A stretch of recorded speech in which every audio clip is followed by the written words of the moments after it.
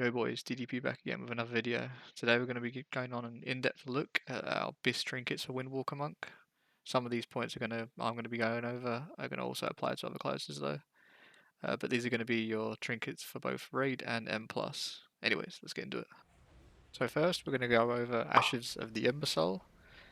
This is a trinket that we'll just use on a 2-minute cooldown. It'll just give us a crap ton of agility, but it will fade every 2 seconds after using it by around 1000 agility until it bottoms out at 0 seconds, and then it will just reduce that haste by 844. There is also something extra you can do with this, where if you get low enough, I believe it's below 30%, it will proc the 10,500 for me at least, since it's 528 agility. However, it won't actually diminish the effects every 2 seconds, you'll just keep a flat 10.5 thousand agility. It won't let you actually use the item during this time, otherwise you'd end up doubling up and having like 20,000 agility. But yeah, we'll find out in a second here that it will pop when I hit around 30%. And I'll just have 10,500 agility. Here we go. And as you can see, it's just not dropping currently. So we'll just keep that throughout the whole time. So there's a bit of cheese you can actually do with it on some bosses if you know you can tank a mechanic down to 30% during cooldowns. And have this proc for the full time for 10.5. Otherwise, we have to just obviously use it, which I'll show in a second. Which will be here, and then, like I say, every 2 seconds, you'll drop around 1000 agility every time. So obviously, you're going to want to pair this with an actual cooldown. So during the Serenity build that I play, you can pretty much just macro it into Serenity, and yeah, just pump as soon as you press it, because that's how Serenity works. You press it and you start doing damage. However, if you run Sif, you probably don't want to put this into it.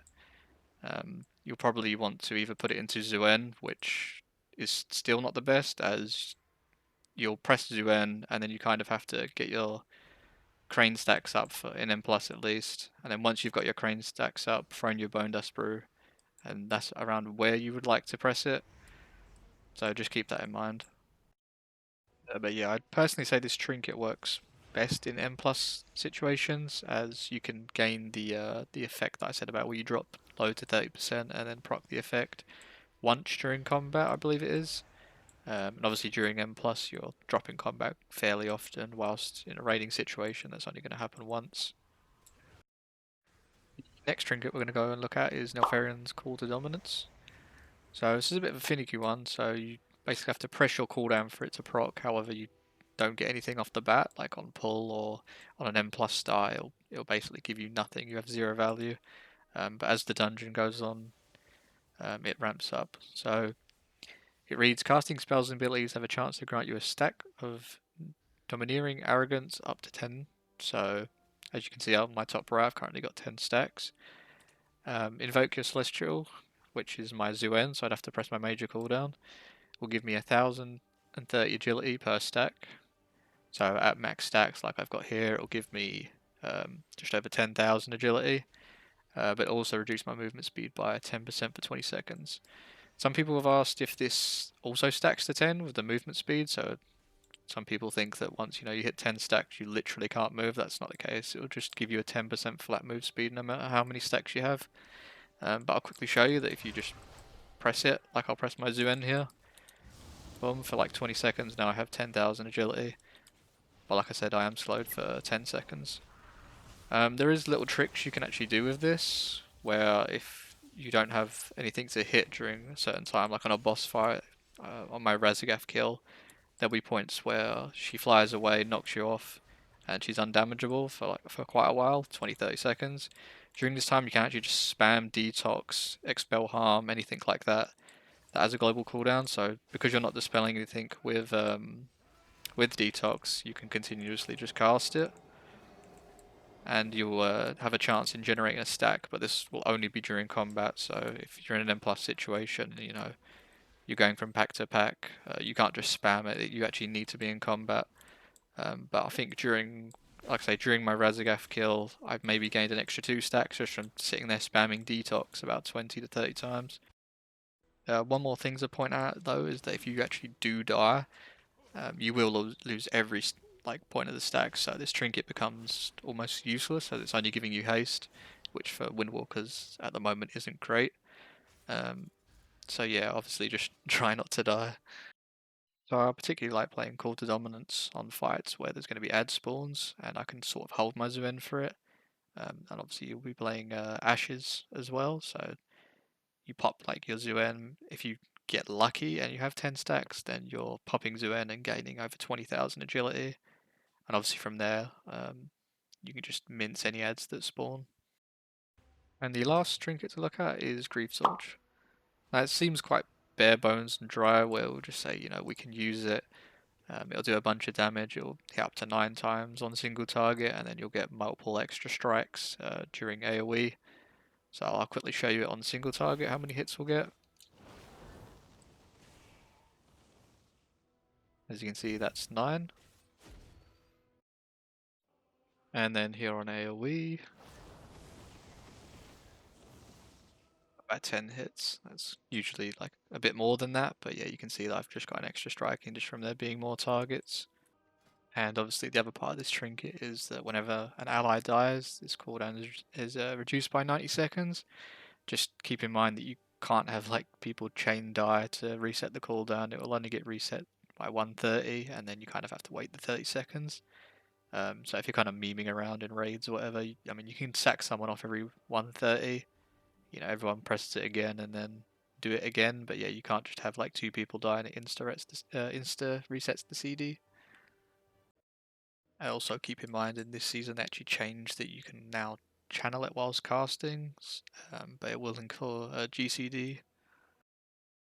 So anyways, like I was saying about the hits, there is actually a new way that you can gain more hits on this, which I'll show you in a second.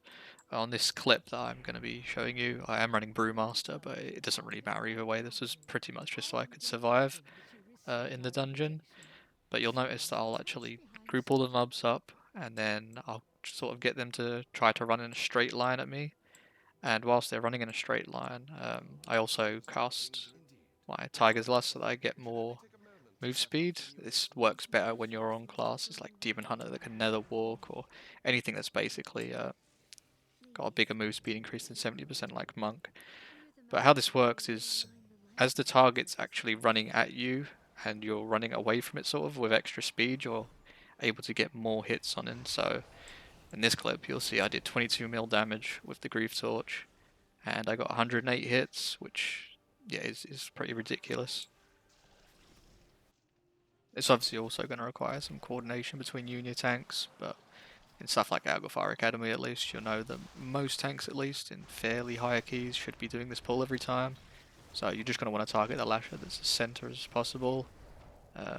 Maybe you can get them to move them around similar to how I have when I'm playing Brewmaster, so you can get the extra hits in. But yeah, but that'll be something that you'll have to figure out on your own. So we're actually not sure yet if this is a bug or not, if it's intended. Obviously in the previous seasons you weren't able to channel and cast this thing at the same time. But it seems sort of inconsistent with how it works. So I'll have pulls sometimes where I'll be doing 10 mil, but in the last clip that you saw, obviously I did 22 mil. It seems to do better when the target's obviously centralized with everything, so it's able to get more strikes in on stuff around it. I'd also found it be better when like the target's actually running at you rather than sort of zigzagging. But yeah, like I said, the more movement speed generally you have is going to be the best. So I'd say if I have to give a general idea of what to run in certain situations, anything where there's pure single target, I'd pretty much always run Ashes the Imbecile with Grief Torch in raids. Anywhere where there's ad spawns or anything on a 2-minute timer, where you can actually hit them for a while with spinning Trinkets, etc., then I always run Ashes of Imbecile with Call to Dominance. You can run Grief Torch with Call to Dominance in M+, or any raid encounters where you can sort of replicate the bug that I've shown with the Grief Torch.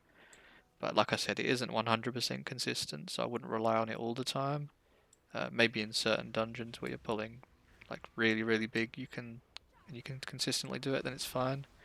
But in like most raiding encounters, you're probably not going to find it to be beneficial as just running like Ember Soul and Grief Torch or Ember Soul call to dominance. So yeah, that's it from me, boys. I hope you enjoyed this video. Again, if you've liked it, give it a like, subscribe, and comment down below what you thought. Catch you in the next one. Peace.